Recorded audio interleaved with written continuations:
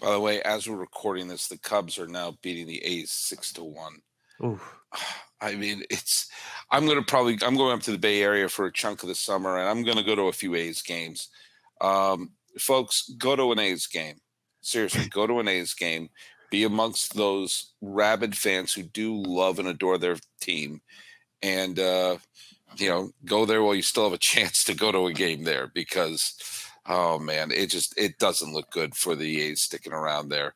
Um, by the way, the Astros are absolutely manhandling Toronto right now, They're nine back. to two. Who's the big slugging star for today in the Astros? It would be drumroll Abreu. Oh, he hasn't done too Abreu. much this season. He's actually No, had not like a pretty slow start. Yeah. Now let's talk about some big acquisitions that have not reached their expectations. We got word that Giancarlo Stanton is going to Ooh, miss not just a couple of games. He may miss a giant chunk of the season. He may not be back till after the All-Star break. And this is one of those things, whenever you hear like, well, it's going to be 4 to 6 weeks, and 4 mhm. to 6 weeks go by, it's kind of like when you take your car to the mechanic and like, hey, is this going to be done anytime soon? Um, Stanton looks like he's going to be gone for a little bit, and not a small chunk of the season.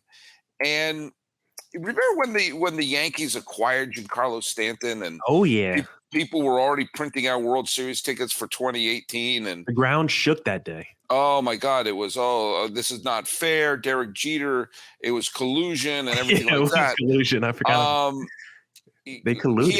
had because he was coming off his 59 home run season when he won the National League MVP for the Marlins in 2017. He had experienced injuries in several seasons leading up to that. He played 158 games his first year, hit his 38 home runs. Was Mhm, good, but was virtually non-existent in the 2019 season. mhm. 2020, of course, was COVID. Give him credit in 2021 that his hitting down the stretch basically got the Yankees in the wild card game, and he was just a few feet away from having a 3 home run game in the wild card game. Last year, even though he made the All-Star team, he slashed 211, 297, 462. Forget a 900 OPS. He didn't have a 760 OPS. He had 31 homers, but he only played 110 games last year. And this year, he's hit some power, but he's going to be gone again. And this is his 6th year with the Yankees. And at least half of those seasons are going to be injury plagued. And the question is, has this been a good acquisition for the Yankees? Has this been a bust? It's a pretty loaded question, Sully Baseball, because like you just laid out, Giancarlo Stan, there has been a lot of ups and downs. And when it's down, it's a lot of injuries, specifically like soft tissue injuries, where it's like those naggy hamstring injuries. I feel like if you polled Yankees fans, they probably haven't been too happy with the Giancarlo Stan experience. But when he's been healthy in the regular season, he's been a home run masher, which you brought him over to do. But the reason I can't say it's been a complete bust despite him missing a ton of time in a Yankees uniform is because I look at his postseason stats, Sully Baseball, and despite even the years where he misses a lot of games, he's there for postseason ball. And in 27 postseason games for the Yankees, he's got 11 home runs and a 963 OPS. When the Yankees have made the playoffs and Stanton has been healthy in that lineup, like you mentioned in that Red Sox wildcard game where he was by far and away the best player and carried that team in that game, Stan in a lot of these series, especially against the tougher opponents when he's gone against maybe not the Red Sox in 2019, but the Red Sox in 2021, the Astros, I think in 2019 or 2020, like against the bigger rival opponents when he gets to the postseason, Stan has usually lived up to his money and has performed well and excelled well in those situations. So even though during the regular season there's up and downs, yes, he can still hit home runs, but yes, he will have a hamstring strain and be out for 2 months. But as long as he's there in your lineup for the postseason, you have a chance to win a lot of games with Stan at the plate. Yeah, and as I mentioned, down the stretch in 2021, which was a very strange year for the Yankees. I mean, just Mhm. ask Stacey Gotsulias of Locked On Yankees. It was a AC. weird, weird year for the team because they had a ton of injuries. They were really they were playing in kind of a lethargic way, and they had so many of those games where the bullpen just wet the bed with massive meltdowns. And yet it was Stanton and his being a one-man wrecking crew against Boston down the stretch that basically slugged the Yankees into the postseason on the final day of the season. And remember, in the COVID year, he wound up hitting 4 home runs in a 5-game series against Tampa Bay. One that Joe Girardi managed the Yankees out. Not Joe Girardi, sorry, Aaron Boone managed. Oh, we'll get to Joe Girardi in a little bit, but they managed the Yankees out of that playoff series. I think that people thought they were getting an all-time great. I think you made a great point. And if the Yankees had won the World Series one of those years, in one of the years where he was hitting some big home runs in the postseason, he might have become one of those players in Yankee history that are beloved, that may not have put up the best regular season stats, but Jim Leyritz comes to mind. El Duque Hernandez comes to mind, of someone, when you actually look at their regular season stats, they were not really that remarkable, and yet are, never have to pay for a meal in New York ever again because of their gigantic postseason heroics. Reggie looked like he was going to be a bust until Game 6 of the World Series in 1977. And so Stanton needs a ring, which he has to be a big contributor for. You can't just be a pinch hitter on this. I mean, he has to contribute that in order to solidify that, that spot, because that's what he was acquired for. And he's done his end of the bargain in some of the postseason series, but so did Raul Ibanez. Yeah, and guys like Stan, like you said, it's all going to be validated in the postseason. He's someone that's going to have a lot more opportunities because he's under contract until the year 2028, which is maybe not the worst contract in Major League Baseball, because that last year of his deal, it's a team option. And then the last 2 years before that last year, the Marlins are chipping in $10 million a year each of those 2 seasons. So the Yankees do get a little bit shaved off, and Stan this season is actually the 12th highest paid player in baseball, tied with Miguel Cabrera. A little fun fact for the listeners out there. I was just doing that. But I did, if we're going to be talking about worst contracts, I just had to get this guy in there because we brought up the Angels earlier. Do you know, Sully Baseball, who is the 4th highest paid player in baseball this season, sandwiched in between Aaron Judge and Mike Trout? Well, because you said the Angels, and I have a feeling, and you just said Mike Trout. Yeah. I'm kind of bracing myself. Is it Anthony Rendon? Anthony Rendon is taking home a whopping $38 million this year, and for the next 3 to 4 years. Anthony Rendon, who is fighting fans out here, might be on the worst contract in Major League Baseball. Just had to shoehorn that in real quick. Wow. Well, look at another person who was acquired, and it was looked upon was going to be, oh my God, this is going to be one of the most seismic events in the history of baseball. Was Juan Soto, who is still only 24 years old, which is amazing when you think about it. Going into today's game, he slashed a 172 batting average, a 351 on base because he still leads the league in walks, slugging percentage of 379, but his OPS is 731. And in 69 games with the Padres going into today, he has a combined 221 average, an on base of 379. He's going to walk like crazy, and a 388 slugging. He's so far not been good. No. I mean, he walks a lot, he gets on base. They should be batting leadoff or something, because it's it's way too early to call this Bustville, of course. And if he winds up having a great second half, this will all be forgotten. And if he leads the Padres to a title, this will all be forgotten. But this was supposed to be, okay, now he's no longer in the Nationals where there's no one else in the lineup. He now has tons of people in the lineup with him. And, Bogarts is holding up his end of the bargain, but this MVP candidate so far is not. Yeah, he was my preseason pick to win the MVP on our podcast. So, so for Sully Baseball, so Juan Soto has not lived up to that calling so far, he entered this game leading the league in bases, but in terms of just his OBP, it's the first time in his career he's been below 400. I mean, obviously it's still a super small sample size, but his power hasn't been there this season. His getting on base skills hasn't been there this season. And the average thing, I mean, even if you look at his full season from last year, only batted 242 after being like a 300 plus guy, you know, at least 280 plus the last few seasons before that. So it is kind of weird to see this sudden offensive downtrodden for Juan Soto. And he's someone that I thought maybe in his second year in San Diego would be a little more comfortable. Of course, he was acquired at the deadline last year, but I thought he would have had a little bit more of a bounce back season this year, a little bit more of a resurgence. But maybe it's just the vibe right now in San Diego, because of course Bogarts is doing well, but Manny Machado, a guy who just got paid that new contract extension after whining throughout the offseason, just got a new deal.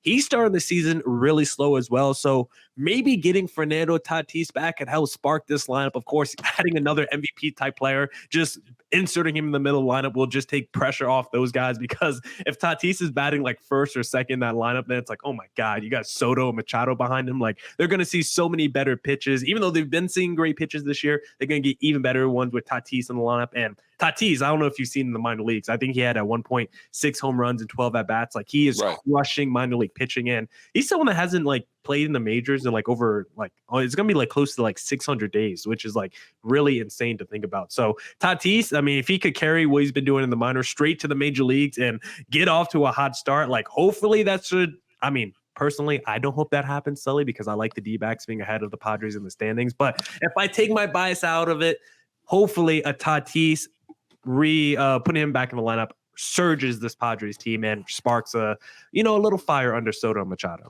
By the way, Soto and Machado so far today are a combined 0 for 4. Now watch, of course, the game is still going on. Watch the game end with back-to-back home runs and Machado walking it off.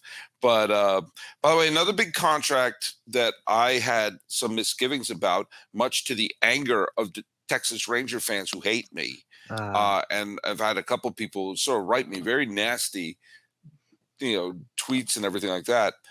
Jacob deGrom, I saw he was throwing a no-hitter after 4 in the game today. And then I saw, interesting, that Dunning got the decision because deGrom left the game with wrist soreness while throwing a no-hitter. If there's ever a microcosm for Jacob deGrom's career, it's he left the game with wrist soreness while throwing a no-hitter. Look at, when healthy, Jacob deGrom is not one of the best pitchers in baseball. He is the best pitcher in baseball when he's healthy. But we've seen the when he's healthy part being a challenge of the last 2 years, which is why, if he signed with LA, or if he signed with St. Louis, or if he signed or re-signed with the Mets, that would make more sense than asking him to be the guy to carry the Texas Rangers starting staff. So far this year, deGrom has pitched great, and maybe he'll just miss a start or two, and this will be fine. There'll just be a hiccup along the way. That being said, I've heard this song before. I don't want to be right about this. I don't want this to be, and I told you so. I want to see a full season of deGrom. He's one of my favorite players in baseball. And yet, when I see this, I go, oh no, here it is. It's not even late April, and here we are. Yeah, this is not something people want to take a victory lap on, because everyone wants to watch one of the most electric pitchers in baseball of the last 20 years pitch, because again, this season he's led the league in strikeouts per 9 in the American League, led the league in FIP. So he's been like, his ERA hasn't been great, but the underlying numbers tell you he's been really dominant and effective. And for Jacob deGrom, I mean, I don't know how I missed this, but I'm just looking at his age. He's 35 years old.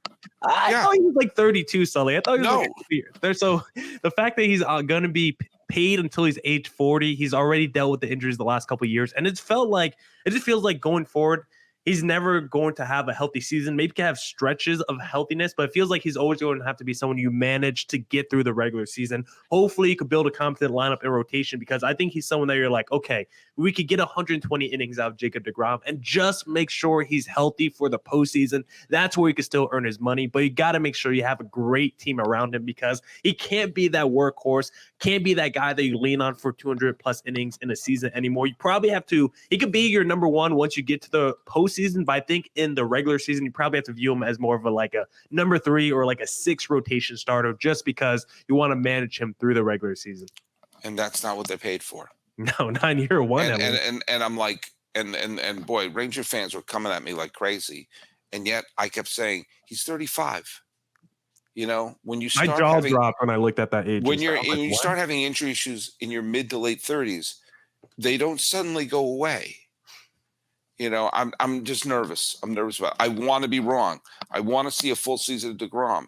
Hell, I said, Bruce Bochy is my dad's favorite manager of all time. I would love to see Bruce Bochy back in the World Series with his third team, and it be, San Diego, San Francisco, and Texas.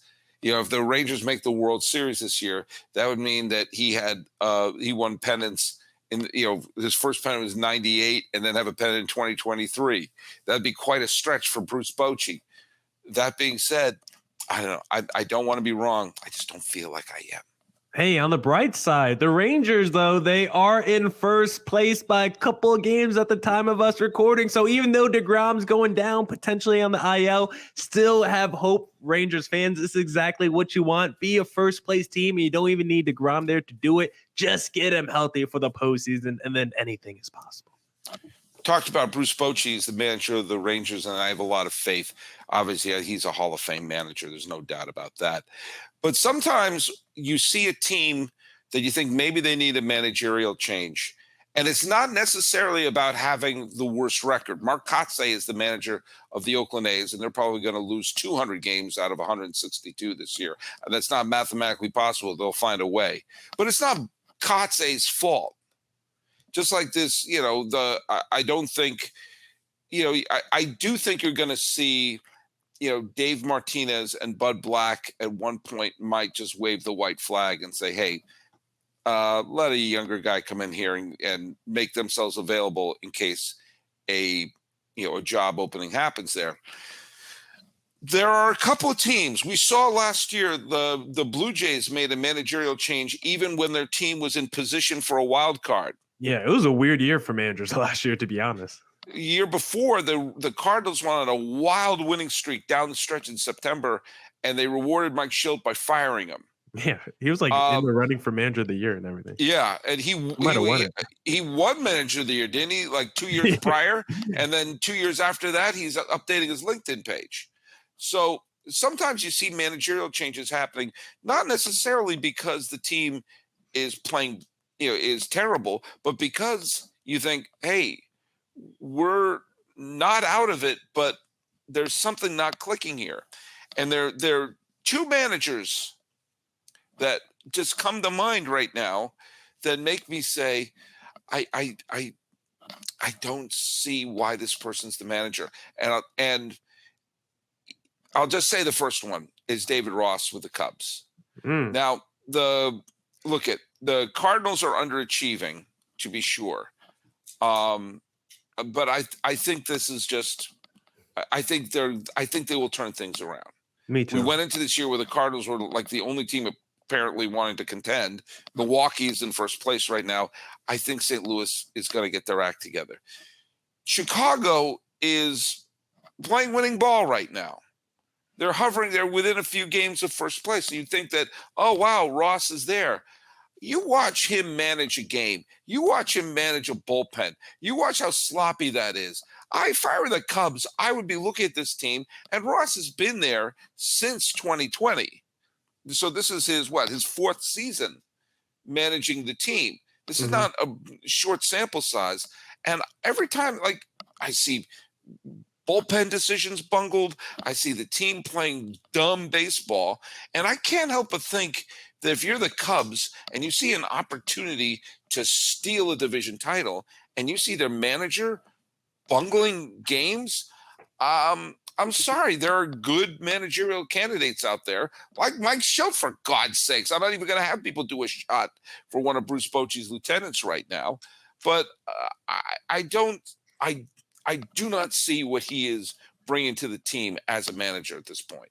Well, yeah, he was probably too green at the time that he got hired because basically, like, he retired from catching, and then the next day he was hired by the Chicago Cubs to run the franchise. It wasn't quite literally the next day, but he was probably just way too early. Didn't go through the necessary steps that most of these managers take. I mean, of course, he was in baseball for a long time. He's been a catcher, so he's been in the pitcher rooms and all that stuff. But yeah, it still feels like you got to get a couple years of experience as an assistant or whatever, and he probably did do some of that stuff. But it felt like David Ross just got elevated probably too quickly, probably before he was ready to become an MLB manager. And in the last couple of years, I wouldn't exactly say he's had the pieces to compete, but one of the reasons the Cubs have blown it up and torn this roster down is because those first couple of years where he was the manager, and it was like, all right, these guys and this team isn't really going anywhere with the biases and the Chris Bryants and the Anthony Rizzos of the world, so let's just blow it up. And I think that's part of the reason why he's been there for so long, just because you just need someone at the helm to manage a rebuild, and that doesn't necessarily have to be a good manager. Sometimes you put a manager out there because you want to lose as many games as possible and you want to stack those draft picks. So maybe that was part of the reason why David Ross has been there, just because you need a tank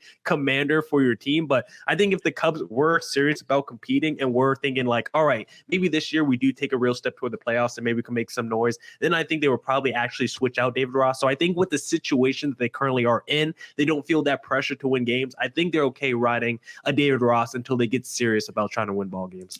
But if the division is winnable, if the Cardinals don't get off the mat and you had a chance to sneak in a division, I mean, that was the thing that made a lot of people mad about the 2021 season, because the Cubs were in first place going into, I believe, June. And then they had a couple of bad weeks, and then they traded everything that wasn't nailed down. And, you know, whether or not those trades will yield a new playoff bound team is yet to be seen. I just look at this team and I go like, I don't see what Ross is offering the world right now. I'm going to go a little bit down the 5 from where I'm sitting right now. Joe Maddon, former Cub manager, was handed the task of going back to the first team he ever managed. He was an interim manager for the Angels a couple of times before winding up being a manager, before being one of Mike Scioscia's lieutenants, and going on to take the Rays to the World Series, take the Cubs to a World Series title. Then he was charged to bringing Mike Trout to the World Series. And before everyone gets too excited about great starts, remember at this point last year, the Angels were off to a fantastic start, and people saying, oh my God, we're going to have an Ohtani Trout World Series. And before you can say, whoops, the Angels wound up firing Joe Maddon and replaced him with Phil Nevin, a guy who was best known for waving home inexplicably. Was it Aaron Judge sent him home in the wild card game in one of the weirdest windmills we've ever seen, of sending home a runner who was obviously going to be thrown out at home. It took the wind out of the Yankees' sails in that. And he was fired from the Yankees for his just blowing the game as a third base coach, and was punished by becoming the manager of the Angels. Here's the deal. I know the Angels won today. They lost 3 out of 4 to Boston. I watched those games. My God, what a fundamental just disaster the Angels looked like.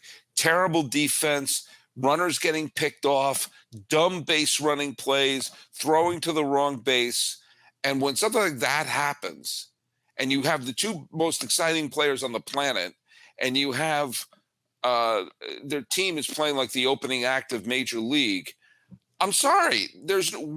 Nevin was an interim manager. If you could fire a future Hall of Famer like Joe Maddon, then you can let go of a guy they hired him by going, because he happened to be there. There's nothing about Phil Nevin that makes me think, oh, they got to keep this guy as the manager. And when you see how the team is playing, it looks like a mess right now. They almost blew a 5-1 second inning lead today.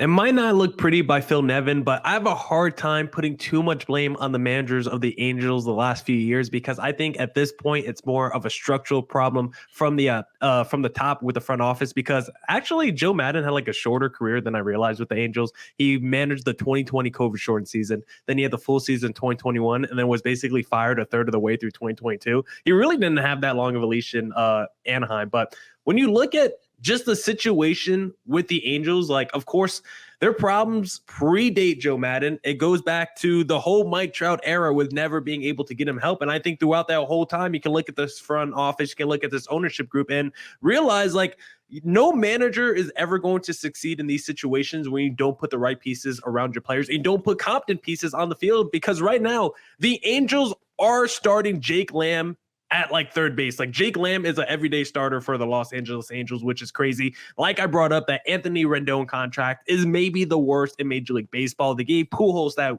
overpaid contract as well. You got the Ohtani deal just hanging over like a cloud on this team. Like, I can only put so much on Phil Nevin and Joe Madden because they're still, I mean, Patrick Sandoval has been good in that rotation, but when's the last legit starter that the Angels have had in that rotation outside of a man that has to both hit and pitch the ball for the Angels? Like, the Angels haven't got a quality number 2 starter, a quality rotation very long. That pitching has been terrible for so long. We know their offense can do enough when you have Ohtani and the Trouts of the world. Guys like Hunter Renfroe have had good seasons as well. Like, they have enough dudes in that lineup, but until the rotation, the bullpen ever get addressed, you could have competent 1, 2, 3 starters in your rotation outside of Ohtani, then I don't think the Angels situation will ever get fixed. And I think it's more on the front office and the ownership group. And I don't even think it matters who manages. You can have Terry Francona out there. You can have the best managers in baseball. Until the ownership group gets it right with the players on the field, I don't think it'll ever get better. Well, then they've kicked away the Ohtani Trout era. Yeah, I think they will. Because Ohtani is not going to stick around for this. He's gone, I think. I mean, just from the vibe of the team, I think Ohtani's leaving. So why wouldn't you try to pull every string until then? I mean, I don't know. Should you go the opposite way? Should you go blow it up time? Be like, listen, we've had Trout for a decade and it has not mattered at all. Maybe we just trade him and get the hall of all halls and trade him and Ohtani and reset this bad boy. It's not like having the 2 greatest players of the last 80 years has done anything for your franchise in terms of on the field success. Wow. They've been handed these 2 superstars and the 2 best. We've expanded the playoffs, and the notion of, do they have an outside chance at the 3rd wild card? All right. Well, look, I've made Rangers and Angels fans hate me with a passion of 1,000 suns. I didn't think anyone could hate me more than Astro fans.